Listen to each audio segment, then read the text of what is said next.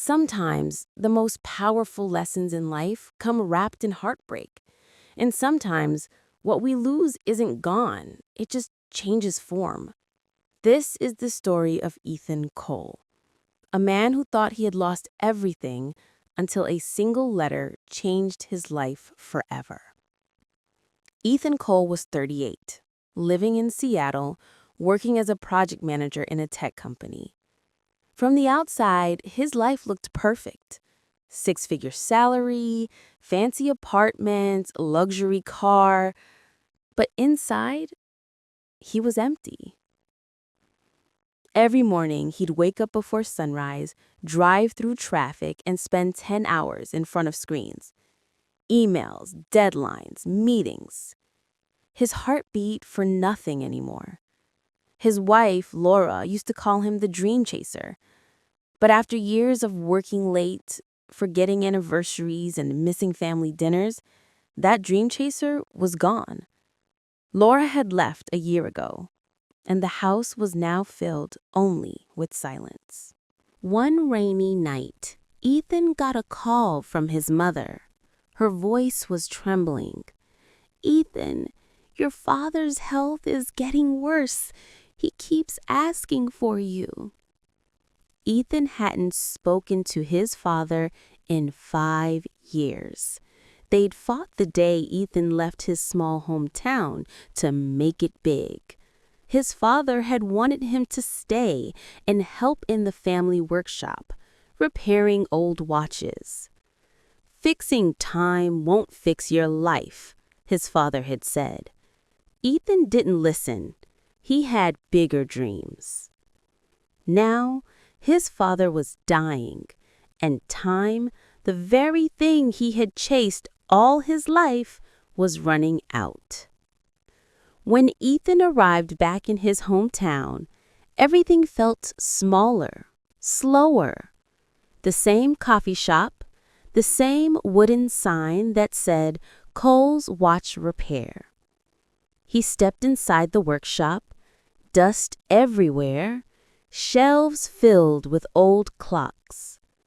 And in the middle of the room, his father lay sleeping in a hospital bed, connected to machines.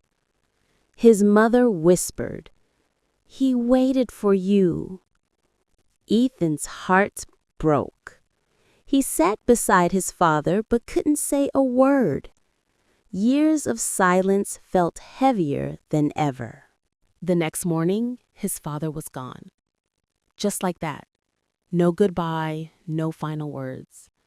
But as Ethan was cleaning the workshop, he found an old, sealed envelope inside a drawer. It had his name on it.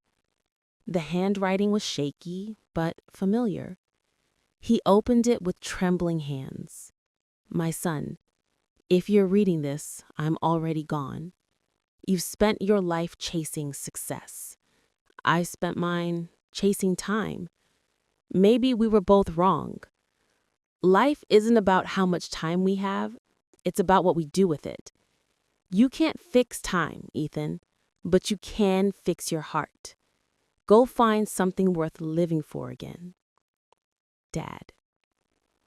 Tears rolled down Ethan's face. It was the first time he had cried in years. Ethan stayed in town for a few weeks. He fixed a few watches for old customers. He talked to neighbors he hadn't seen in decades. And one afternoon, a little boy came in with a broken wristwatch. "It's my grandpa's," the boy said. "Can you fix it?" Ethan smiled for the first time in a long time. He opened the tiny watch carefully, cleaned the gears, and made it tick again. The boy's eyes lit up. "That's amazing." Ethan realized something in that moment. He wasn't just fixing watches. He was fixing moments, restoring memories, reconnecting people to love. A year later, Ethan sold his city apartment and reopened the family shop. He renamed it Second Chance Timepieces. Every repaired watch came with a handwritten card that said, "Don't waste the seconds that matter." His story spread online. People from around the world started mailing their broken watches to him, not for the repair, but for the reminder. Ethan began sharing short letters on social media, stories of love, time, and healing. Soon, he had millions of followers who found hope through his words.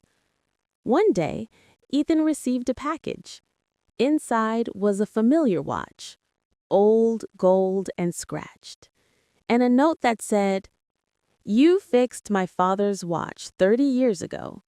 He told me it taught him to value time. Thank you for fixing lives, not just clocks."